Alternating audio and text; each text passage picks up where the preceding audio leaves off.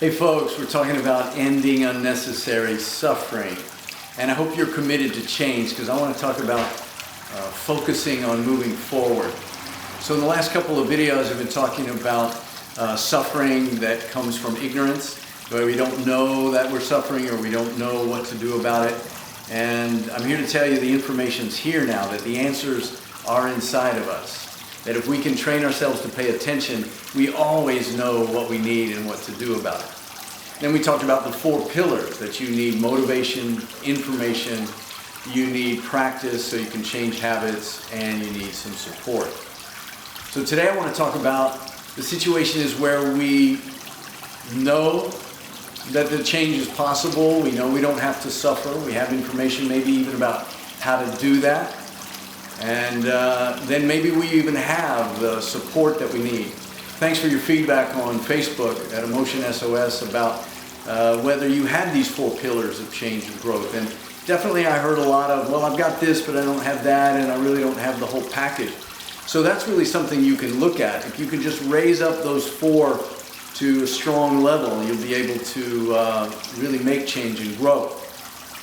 Today I want to talk about again that, but what about when people have all that and still don't change? It happens all the time, right? I know what to do, I could do it. So first you need to know that you do have a choice, so that you don't feel like a victim. It's like, you know, it's a healthy thing to just say, well, I could change, but I'm too busy, or I'm afraid of it, or I don't want to right now. So that's at least a little empowering to just say, to admit that to yourself.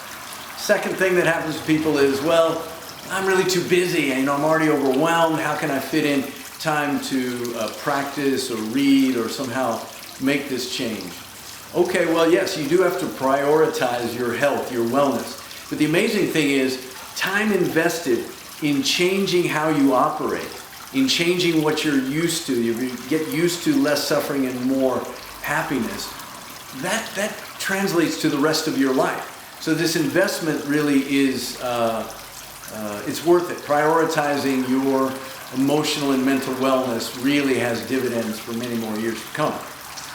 All right, the other thing that people don't do is focus, the ability to focus and say, well, there's a lot of ways I could do this, or there's a lot of things distracting me.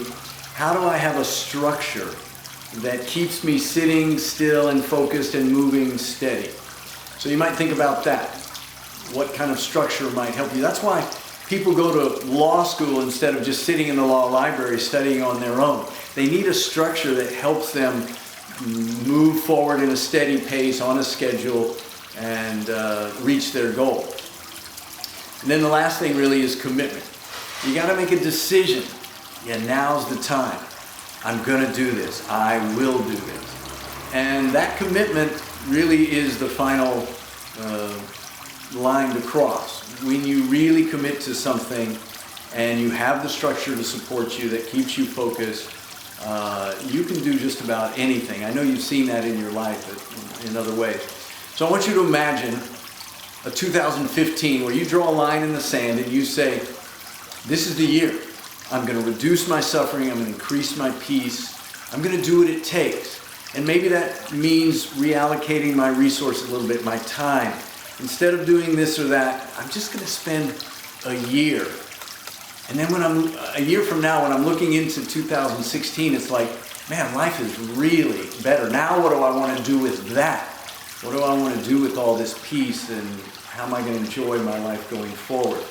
So I hope you'll get fired up about moving forward and be focused, and talk to me. Keep this conversation going on Facebook.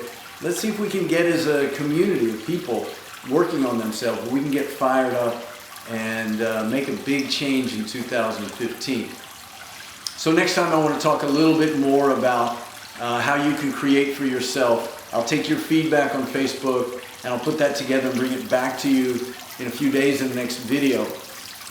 I want you to think about a structure for yourself in 2015, and I'll give you my suggestions and what I can do within Senses of the Soul and the system that I know that's helped a lot of people. So I hope to see you next time, and please feel better. Thanks.